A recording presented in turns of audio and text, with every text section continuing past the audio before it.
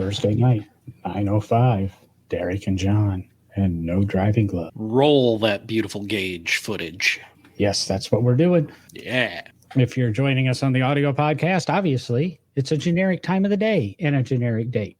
But if you'd like to watch us record the show, we record every night, or every Thursday night. Every Thursday night at 9:05, give or take a minute. Yeah, I'm sure it's a beautiful, beautiful, sunny, rainy, cloudy, overcast day wherever you all are driving, listening to us. Yes, it's a wonderful. It is the absolute perfect or worst weather that you could be driving, and at least you're not on your cell phone. Hopefully you're Bluetoothed and listening to us over your infotainment system in your car through your Bluetooth or connected USB cable. Or your Apple CarPlay and your Android CarPlay, which hopefully will not become a vehicle subscription like BMW tried a few years back for, what was it, $300 or $400 a year?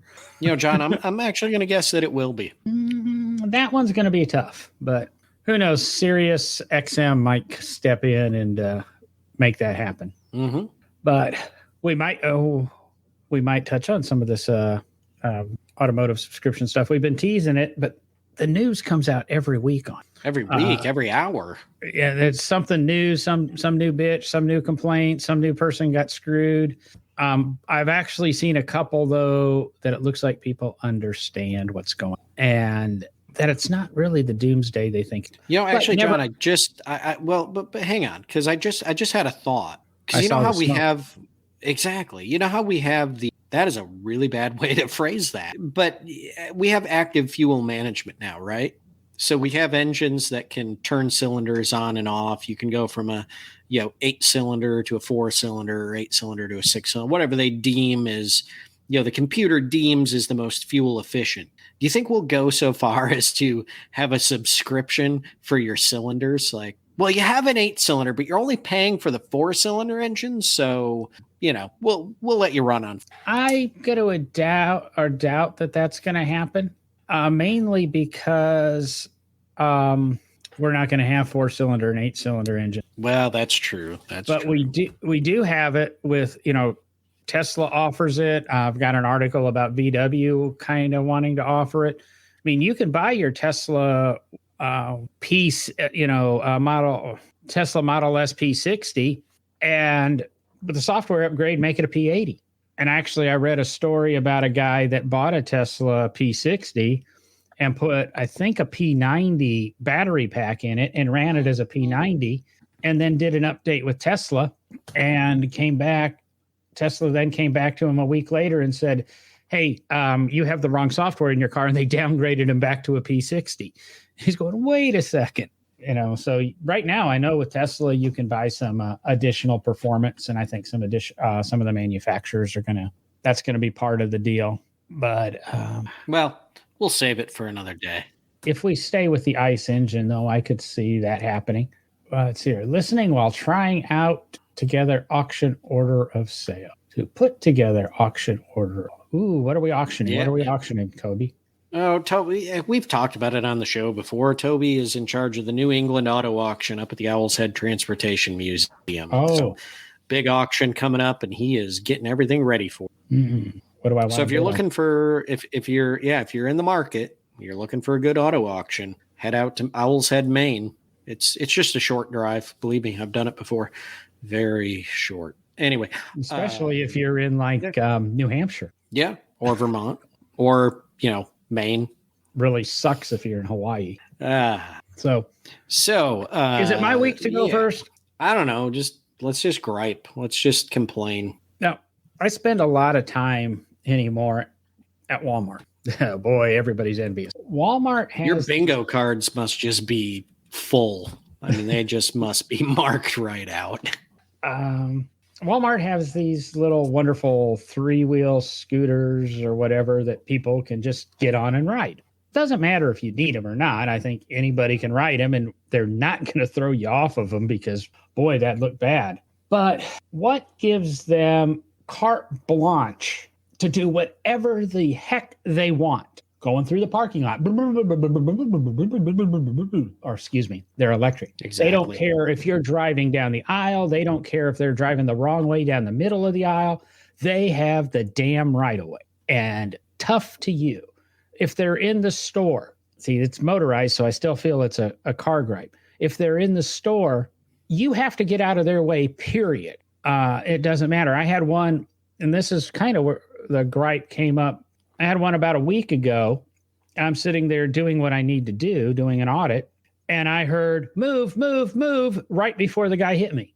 There were two of us in that area of the store, me and that guy.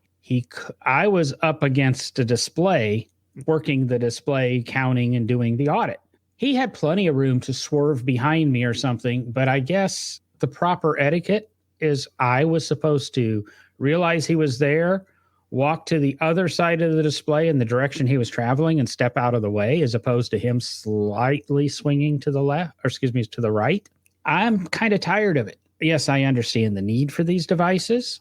I'm scared because I've started to see them at some Targets. There are people that need them, and it's a nice feature.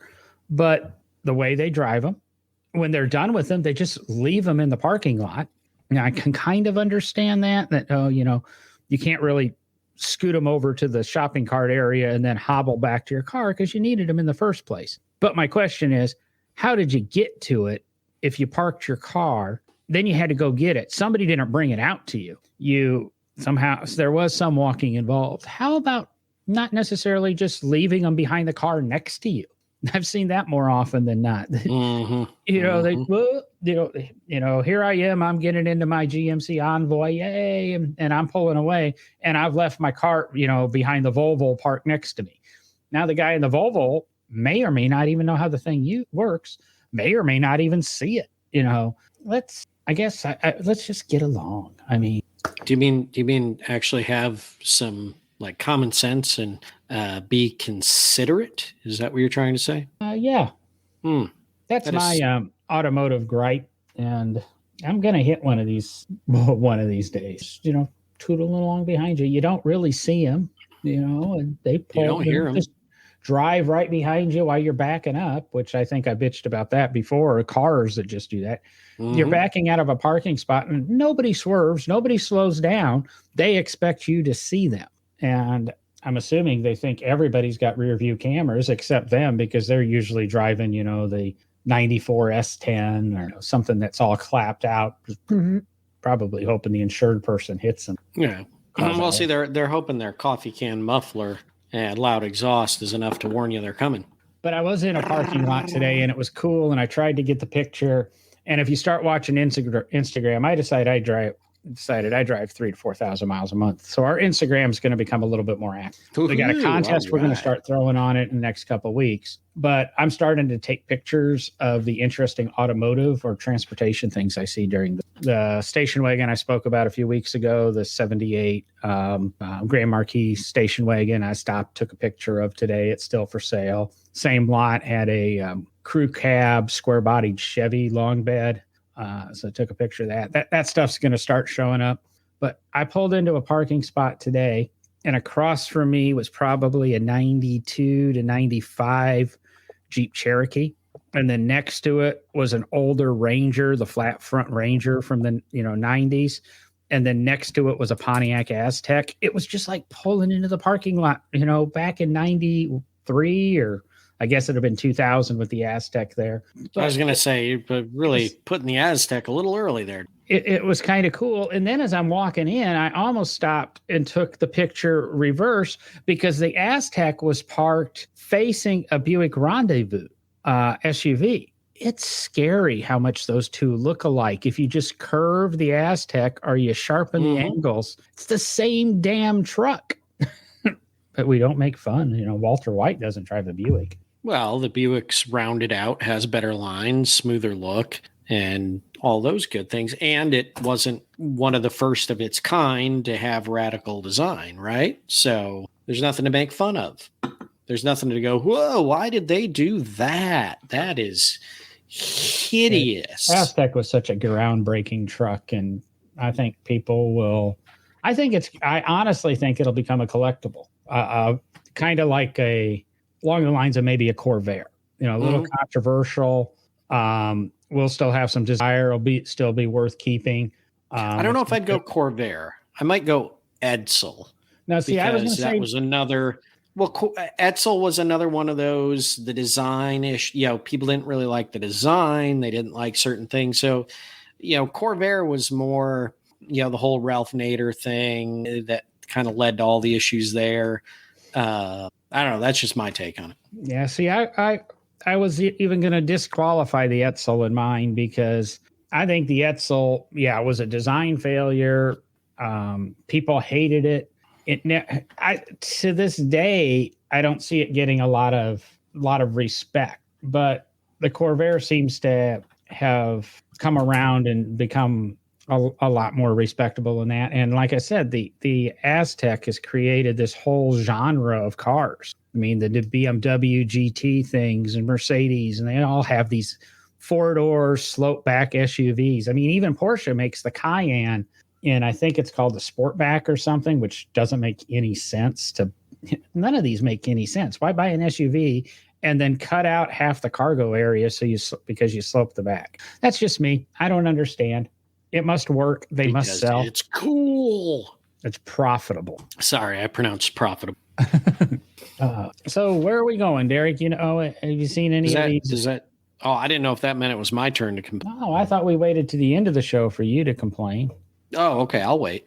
I'm good to wait. It lets it stew inside of me and really build up so I can get the anger. What was the? I was looking for some of the little news articles that I had seen that popped up. Yeah, I was going to say, I think tonight we're going to chat about some recent automotive news. Because something popped up. There's a couple more things. Like I said, this automotive subscription stuff changes so much, and there's so much to talk about. I'm sitting here. It's the kind of stuff I'm dealing with here, guys, trying to put the show together for that. And I promise you, next week I'm going to have it completely organized, and we're going to do a full show. But Toyota key fob remote start will now require a subscription fee. A monthly fee for car features. It's coming. Apple CarPlay for BMW models. Here's a quick look, which was subscription. VW in the near future. Customers could turn on performance, luxury, on and off for a fee. Want to download more horsepower to your car? Car companies could start charging monthly fees for common add-on features. Car companies stand to make billions by charging you monthly fees for add-on features like heated seats. Fiat has come out and said by 2028, 2029, they expect $20 to $25 billion a year in revenue subscription. What else do we have here? Audi owner finds basic HVAC function paywalled after pressing the button for it, which that one was a good article because he actually understood it. And don't panic, BMW subscription models explained. And that's BMW defending what they're trying to do. I mean, and the articles just keep coming and coming and coming and coming. Well, it's an interesting time, right? I mean, throughout the history of throughout the history of transportation, every time we make a change, it's basic business, right? You're looking for ways to make a profit. We just mentioned profitable. And so, here we are, we're moving from, number one, we're going to be moving from internal combustion, most likely, to electric vehicles and everything that's happening there. But also, we've seen it in the past 2 decades that a good sector of the automotive industry they're losing profit margin, right, on cars, and they're trying to find ways to make money. So why not make every option something that they can make money on? And it's just common. I think it's just common development and progression. Honestly, the more I read about it, when I first read about it, it was horrible. I thought it was a bad idea. The more I read about it, the more I'm beginning to embrace the idea. I think what I'm saying is, we touched on it a few weeks ago. Manufacturers are going to be able to build the cars. Every car is going to be the same, which will make them easier to service, easier to train the dealer techs. You're going to pay a price for the car, and then you pay for the options that you want, kind of like you do now. You might, when you buy the car, pay a few $100s and you have this option as long as you own the car. Or you might elect to do it at whatever it is, $9.95 a month for this, $16.95 a month for this, and add $100 or $200 to your car payment. If you're able to kind of do that, because there's with Sirius XM, I learned they cannot finance subscription costs into a loan. It's some legal thing, but I'm sure they'll work around that. But you're going to be able to do that. Then the next guy who gets your car, when you do your trade-in value, none of those options are going to matter. Your trade-in value will be on that car. And then that car goes on to the next owner, and maybe the next owner doesn't want heated, or maybe the next owner wants 60 more horsepower than you had. They can subscribe to it, and they can they get to, even as a used car, get exactly what they want. You're going to start buying, you'll just start buying this entity. And then when you get it, you choose what you want. And I think you don't have to then go, I really want to get XYZ car, but I really want it with air conditioning and heated seats and power windows and power door locks and remote start and, backup monitoring and cross traffic alerts, but you can't find one with all of that stuff. Now doesn't matter. You can go out and buy any XYZ car, and for a couple of bucks, you can add it to it. So all you've got to do now is choose the color. I think something else on top of this is that, and I think we've mentioned it on the show before, that I've talked to a number of people I know in the dealership world, and I'm pretty sure, John, you had reinforced this the last time we talked about it. Most people in the dealership world right now are saying, pretty soon we're not going to have dealerships. We're not going to have what we think of as the dealership today. It's going to be a different experience. It's going to be a totally different program of buying cars. And I think this plays right into it, because you build every car the same other than the color of the exterior and interior. You don't need a dealership. You don't need to have multiple different versions of the car or of cars out and a place where people go to order their car to be built, right? Which is what you do with the dealership. If you don't like anything on the lot, you go, well, I really want to buy a Silverado, but you don't have the one with my options. And so I'd like to order it to be built, and they write it out, they use their allotment and they get it ordered and so on and so forth. But coming down to something like this, where again, every car is built the same, all the options are in there. It's just a matter of a switch that's going to turn them on or off with a subscription. You don't need what we think of as the dealership network that's out there today. The dealership network will change into service, and they might have one of each model, and you can't buy that. Everything's could go to order. And the funny thing is I remember when I was reading Iacocca back in the 80s. So one of the first things he did with Chrysler to bring it out of the bankruptcy and all that it was in, or to save Chrysler, was he stopped pre-building cars. Every car you bought from Chrysler in the early 80s was ordered. You ordered it with exactly what you wanted, and it was delivered. There were very few Chryslers just spec built and sent to the dealership. To be honest, I thought that's how cars were bought. My dad was buying a tremendous number of cars for the business in the 80s and even the early 90s. And everything we ever bought was ordered. Nothing. I can't recall any time we've ever walked into the showroom and bought a car and went home with it. And I think that's what, again, like you said, that's what we're moving to. It's going to be, you're going to have, we'll use Tesla, for example. You're going to have a Model S, you're going to have a Model 3, you're going to have a Model X, you're going to have a Model Y. They're going to sit there on the showroom. I know Tesla doesn't use dealers. And you can walk in, you can sit in them, blah, blah, blah. And then you can walk over to a kiosk. I want this, this, and this. Or you can go home and go, I want this, this, and this. And you'll enter your social security number. The financing offers will pop up, just like if you apply for a loan online or a credit card online. And boom, your car will appear. It might, and since they're all built alike and it's just a color, it's easy to pre-build for everybody, and it shouldn't be more than a week or 2 weeks for you to get your car delivered brand new. I think it's a wonderful model. I think it will be accepted. And even the color thing, it comes into play, because I remember, 5 years ago, 6 years ago, maybe 8 years ago, Nissan actually has developed color changing cars that by changing electrical current to the exterior, the color changes. Guess what? Subscription. You want a blue car, that's what I think you paid for a blue car. But if you happen to want a red car to go out that night, call up BMW, and for $29.95, you got a red car for 24 hours, Nissan, you got a car for 20, So there's a lot of options. And I think it could be an interesting world. The way things are developing, I heard a interview this week with the vice president of design and brand image for Lucid. And he was talking about, and he made a comparison that I never thought about.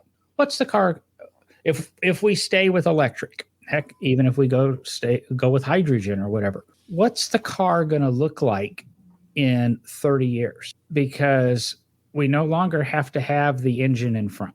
When all the cars are autonomous and technically cannot crash into each other, well, all of a sudden things like the VW microbus come back because, cars can't crash anymore because they talk to each other. Safety laws will change. And a lot of car designs dictated by safety laws right now. So what do you think those car conversations sound like when cars talk to each other? Do you think they're like, do you think there's like, oh God, man, the people that are riding in the car today, I'm just, oh God, I need a drink. Did you see that stupid 400-pound SOB that drove his little scooter behind us today at the...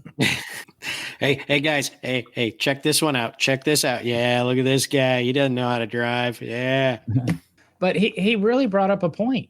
When the car came about, even go back to the Daimler-Benz patent motor wagon, they looked like buggies. The Benz, not Daimler-Benz, just Benz. They look like buggies. And cars looked like buggies for a while. And then all of a sudden, somebody put a steering wheel in. And then all of a sudden, somebody put the motor in the front. And then all of a sudden, car design developed from gradually, over 20 years, went from a car looking like a horseless carriage, literally, to looking like a car.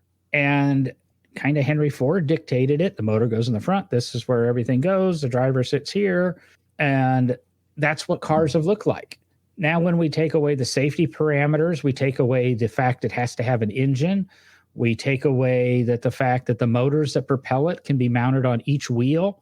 We open up all these new options. I mean, yes, the Ford Lightning looks like a Ford pickup truck, looks like an F-150, but it's got that frunk in it that is amazing. I mean, tons and tons of storage space. Now you've got a pickup truck that has a weather-tight storage compartment and the massive bed. But who's to say that you can't move the driver compartment all the way to the front of the truck and now end up with a 12-foot bed or something? Oh, sweet. The Econoline trucks.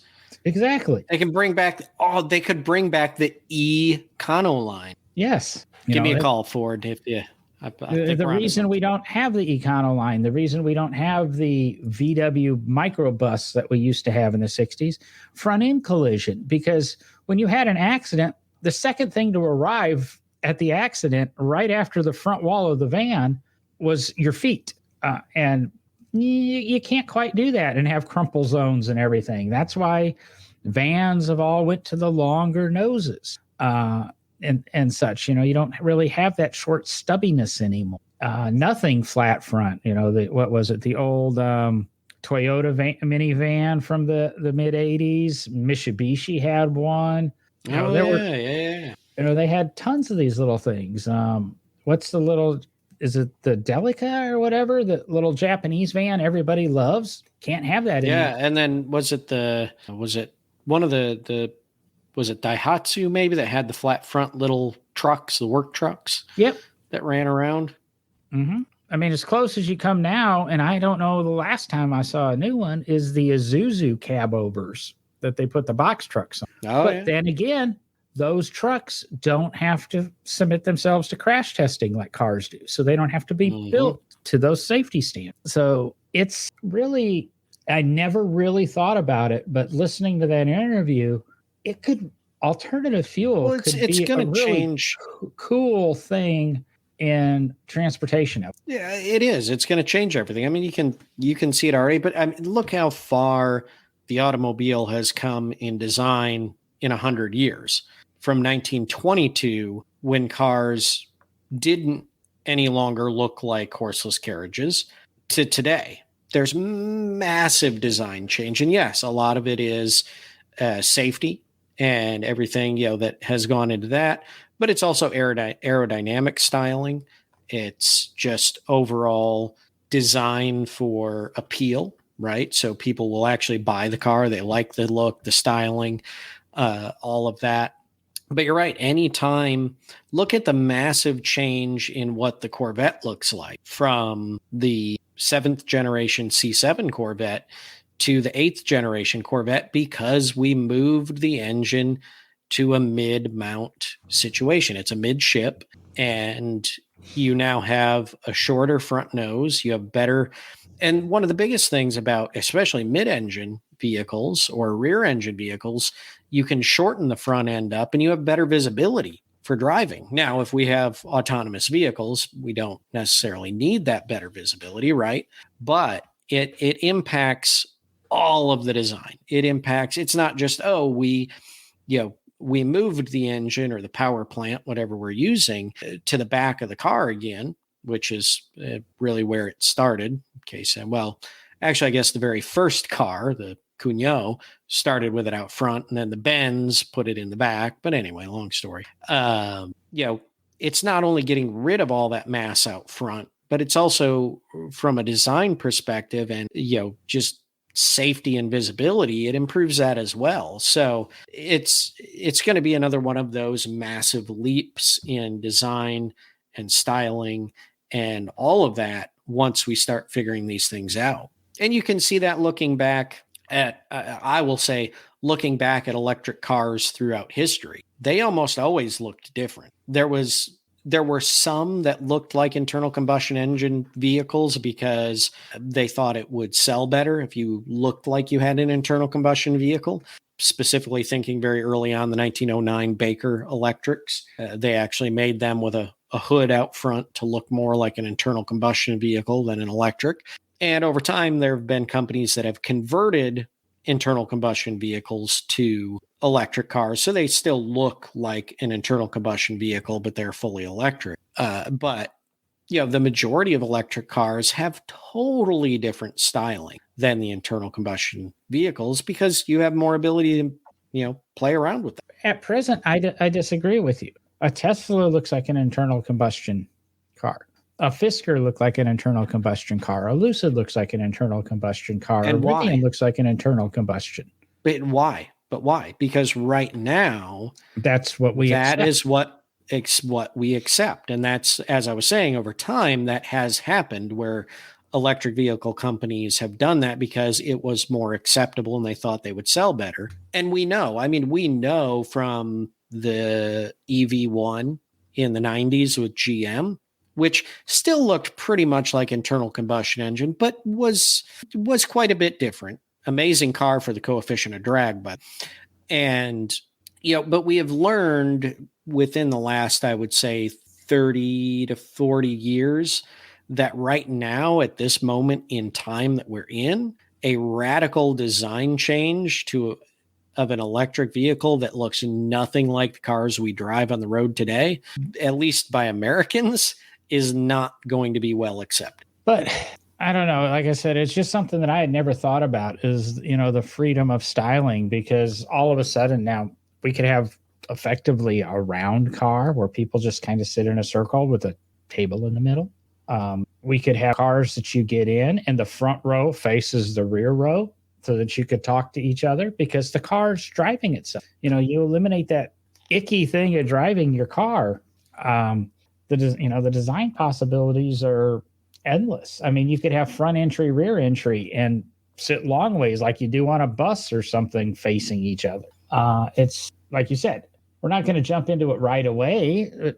At some point, one of these manufacturers is going to come out with something that is a little bit radical. And I'm not talking Tesla, let's design a car with a straight edge or a pickup truck with a straight edge. But it's, like I said, I just never really thought about it. And it's interesting. The other thing this guy said is he sees full autonomy usable vehicles possibly by the end of this decade, when I think a lot of us are thinking, at least a lot of us my age are thinking we won't see full autonomy maybe in our lifetime. And this guy's saying we're probably 10 years away from it. Of course, I think Elon Musk has been saying we're 2 years away from it since 2012. So we'll see where it goes. But well, the other thing too, like you talk about seating positions, but it also, I mean, you think about it, there's not really going to be a forward and reverse in vehicles anymore, because if they're autonomous, if they're electric, they could go either way. I mean, they could drive one way, stop, and then just go the other way just as fast. So, it's not even a matter of, I mean, you don't even need windows in a pod vehicle anymore, right? You might like them to be able to see out, but would we really need them? No, because you don't need the visibility. You put your cameras on it so that you have a video image of the outside world. Yeah, you could just have like TV screens inside, and I want to watch what's outside, and then you go, oh dear Lord, I don't want to see that. Let's change it to a movie. Oh, this is the same damn drive I do every day. Let's go ahead and watch a Sight, because it had a reference to Sight. Oh yeah, I wonder where we are now. Oh God, we're in Gary, Indiana. Okay, let's watch something else. Oh, Gary, that's not too bad. But I mean, like I said, driving to Barrett Jackson one year, and you're driving west, same damn mountain range, and almost the same size for 12 freaking hours. You go, yeah, it might be. I think I want to watch the ocean. Yeah. So. You're just like on a road trip with a bunch of friends. You fall asleep, you wake up, you're like, oh, you guys put on Field of Dreams. No, we're just driving through Iowa. You could be, and make tourism interesting. Oh, let's drive by the Great Ball of Twine. You could just, no matter where you're at, you push the button and the image comes up. Oh, look, the Great Ball of Twine. You could just be sitting in your driveway in your car. Hey, all right. Never have to go anywhere. But it's interesting because think of all the science fiction movies that are out there about the future of automobiles, or not necessarily. That's not what the theme of the movie is about or anything like that. But automobiles are heavily used in some of these sci-fi movies, or what we think the automobile of the future will be. There's a lot of movies where there's some type of screen playing inside of those vehicles, and there's usually some kind of advertising or something going on, right? Yes, but they all have the traditional seating positions. That is, they all have the traditional entry. I think. Huh? I'm trying to think of all the different movies and the vehicles that have been in them. So I'm trying to hopefully get one in mind that I can say, you're wrong, John. We know that's impossible. John is never wrong. It's an impossible mission. Is that what you're saying? No, I don't believe it. You're trying to bring chaos to the show. Would the report on that be from the Minority, John? No. Minority Report, truthfully, is probably one of the scariest. It's a book, number one, but number two, scariest movies about the future of technology. Just, if you haven't seen it, watch it. That's all I'm going to say. Boy, that's one of the stupidest comments I've heard in a long time. What? Minority Report. It's one of the scariest. It's a book, movies that I've ever seen in the longest time. Is it a book or is it a movie? It was a book first, then they made the movie. Yeah, okay? All movies are a book first. They call that a script. It was a published book that people could read that was eventually turned into a. All right, you know what? Let's just. We're done. Wrap the show. No. Yeah, we're getting close. I mean, but like I said, the design aspect of that, all of a sudden, let's jump into that. Where is that article that I had though? It'll be cool. It'll be very, very interesting and cool. And I think what might be fun is when we start lining up our guests for the show. I have one particular guest in mind that we're going to get on the show, who is a retired designer from none other than General Motors.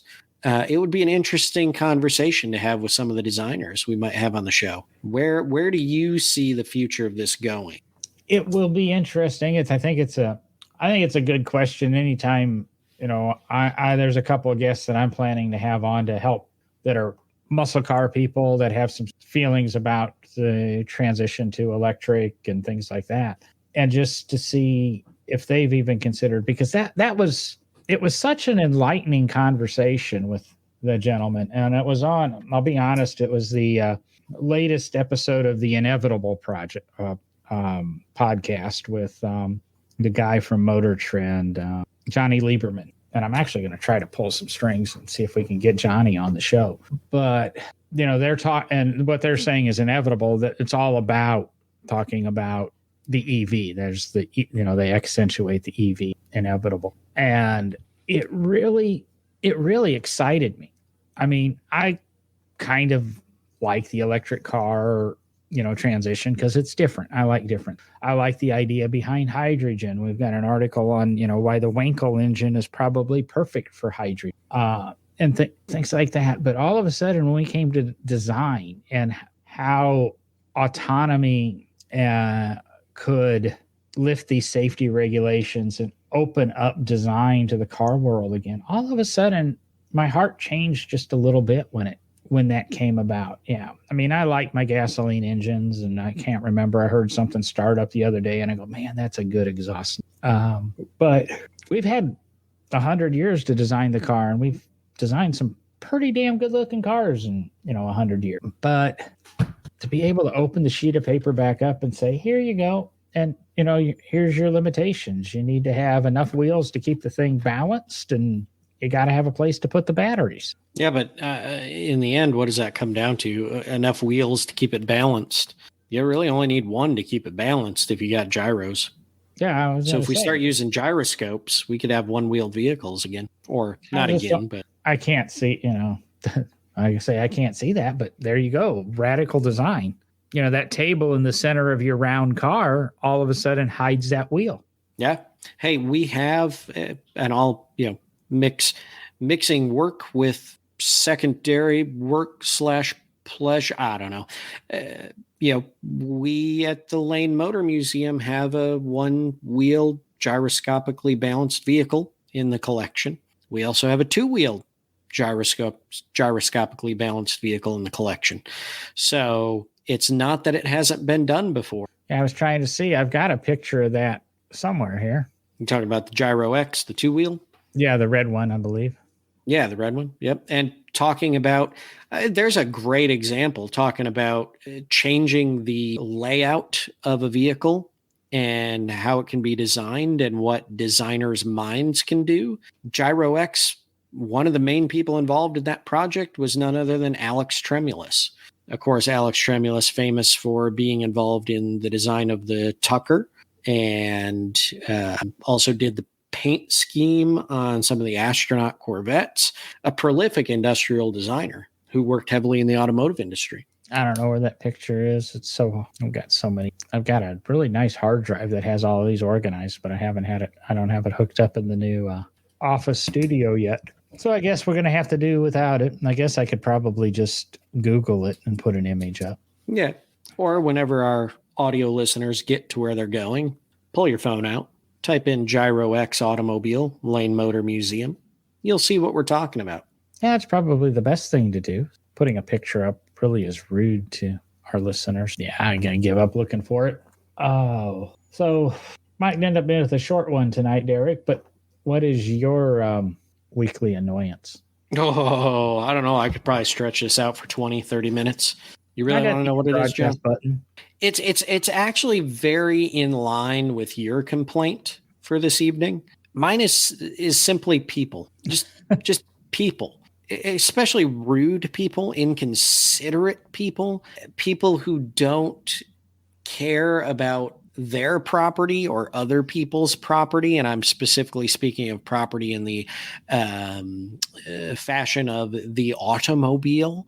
And this really rubs me because, I typically buy slightly used vehicles. I personally, Derek, as a person, I have never bought a brand new vehicle for myself off the showroom floor or the dealership lot, whatever you want to call it. Now, my wife, Christine, we got the kids, when we started fostering, now, of course, have adopted them. We bought a brand new 2020 GMC Acadia, which we've talked about on the show before, right? Mm-hmm. But this is a 2020 Acadia. We have had it for roughly 2 years. Okay, somewhere in the 2-year mark. I don't remember exactly when we got it. But in that time that we have had it, it has 4 noticeable door dings. And what really got me on this topic is last night I happened to be looking at the Acadia while we were parked in a parking lot.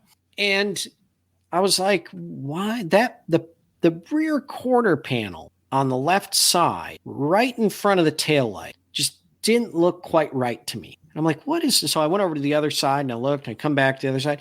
Sure enough, there is about a 3 to 4 inch long crease and dent where someone just just slammed their door into the side of the Acadia and put this wonderful dent in the side of it right in front of the taillight. And, like I said, there's other small door dings, but then also it wasn't that long ago that maybe a year ago, roughly, I want to say that, a person just changed lanes into the side of the car, brand new car.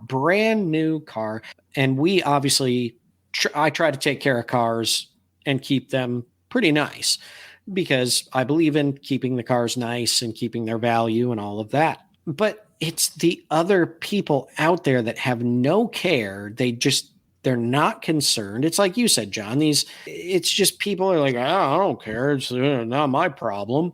And they just drive into the side of your car.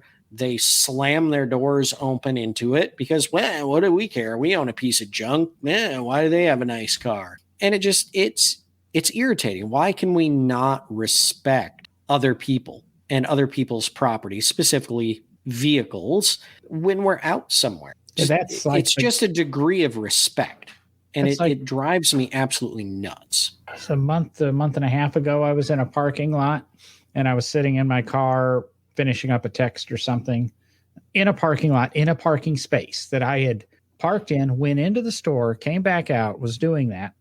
And all of a sudden, the car moved. And of course, I looked and I popped out of the car.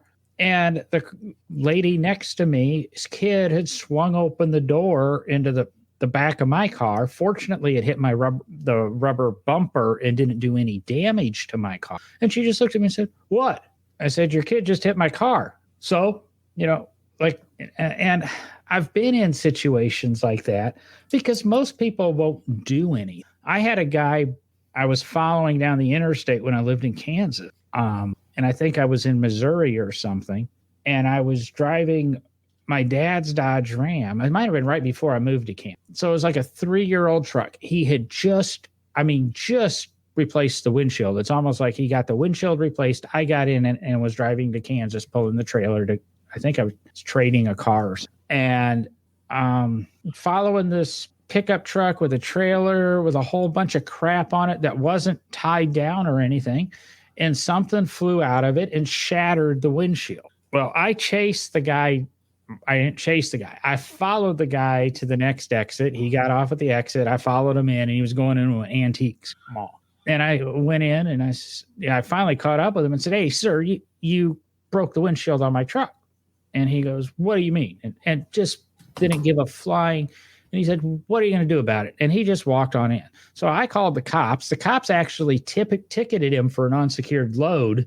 And he had, I can't get into the details too much. He ended up having to reimburse the insurance for the cost of the windshield. So people just act like you're not going to do anything about it. So why the F do I care? It's more people need to do something about it, and maybe people will care. But I know people walk out into a parking lot or something and their car's wrecked, dented or, taillights smashed in or something because somebody just, oops, I hit it. And it just, I had that happen with my Mazda Tribute 10 years ago. I'm parked at my apartment, gated community, so they know everybody who comes in and out. I'm parked at my apartment. I'm asleep. I get up the next morning and somebody had done something to my car where they had hit it, shattered the taillight, put a hole in the bumper, crumpled the side. Of course, the apartment complex, the gate never worked, and they had no video but come on, show some. It's the old saying, we can't have anything nice. So. Yeah, well, and it's also like, I guess we're kind of preaching to the choir here, right? Because everybody that probably listens to the podcast feels exactly the same way. But it's a major problem with the lack of respect that I think Americans tend to have now. And also the complacency of, and I've heard it. I've heard friends say it. I've heard random strangers say it. Well, yeah, that's what we have insurance for. That's such a passive attitude. Like, okay, yes, I get that we have automobile insurance. And here's another thing.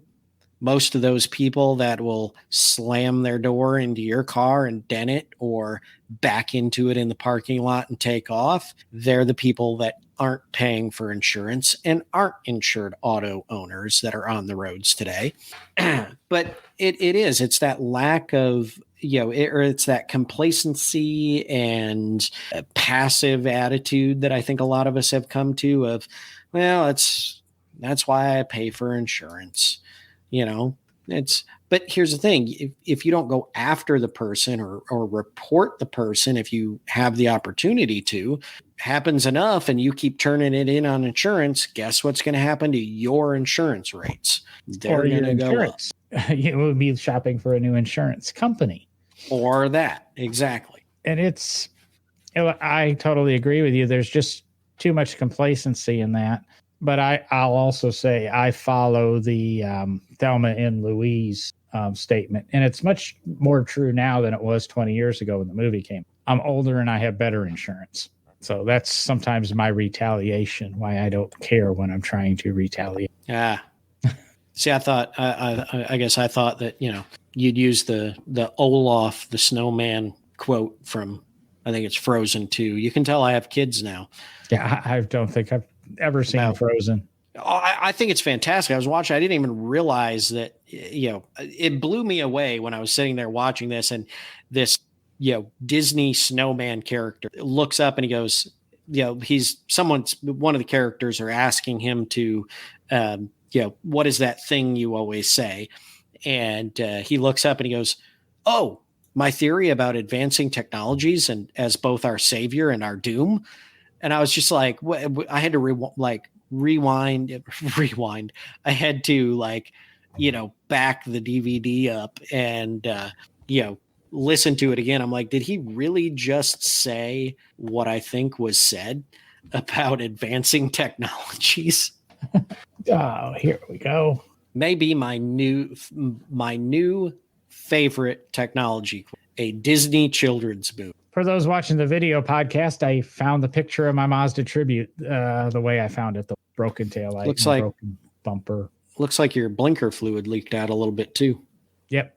Now I do comment, there is a handicap symbol on the bottom. This apartment complex that was no longer a handicap spot. They had removed all the signage and all of that. And I kind of had my own private little spot. It was on the corner. I had my Porsche in one parking spot and I had that there.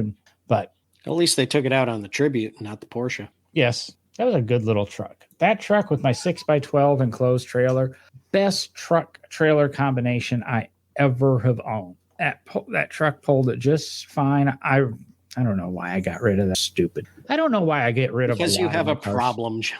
Because you have a problem, John. I'm doing a problem. Doing really, really good with the Mini. I've had it over a year now. You might need rehab. And I've had it over a year, and I haven't really considered selling it. I've even considered buying extra warranty on it to plan to keep it longer. But well, we did end up making that 60. See here, 9 more seconds. We're at 60 minutes. I'm saying that now. And then when, of course, I edit this for the audio show, you audio listeners, it's wonderful. We usually go about an hour 5 when we're recording. And I push my little truncate silence. And it usually drops the shows down to about 52 minutes. So I guess Derick and I take long pauses. See, for the video, it's that dramatic effect, right? You pause and you think, and you're going to come up with something profound to say. Yes, but I and then you just put it out there for the world. I truncate anything longer than 30 seconds and it gets reduced to 30 seconds. So, I mean, there's still some long pauses left. But I cannot believe that either of us pause for over 30 seconds. That seems, I mean, maybe 5 to 15. 15's even a stretch. I watch the counter when filming. I feel like 30-second pause is rare when we're in this, but. Well, promise next week. We're going to dive into car subscriptions. We've got a couple new things coming up on the Instagram feed. Like I said, I'm going to start getting some more pictures up there. Instagram's going to become busier. So that's, I think, No Driving Gloves on Instagram. But go to the website, nodrivinggloves.com. Buy us a coffee if you felt we gave you some value tonight. Probably didn't tonight. Apologize. And like, share, subscribe, whatever you want to do. If you're watching us on YouTube, subscribe to the podcast, follow the podcast. But all the links to everything, all the videos are on the website. All the audio shows are on the website. This should be up within the next 24 hours for your audio pleasure in case you only hit parts of this in the video set. But we thank you for watching. We thank you for listening. And I think we're going to be out of here. I want to find a quick little video to exit with. We had a little video. Well, we'll just exit with the same video we started. There we go. We're out of here. Thanks, everybody. See you.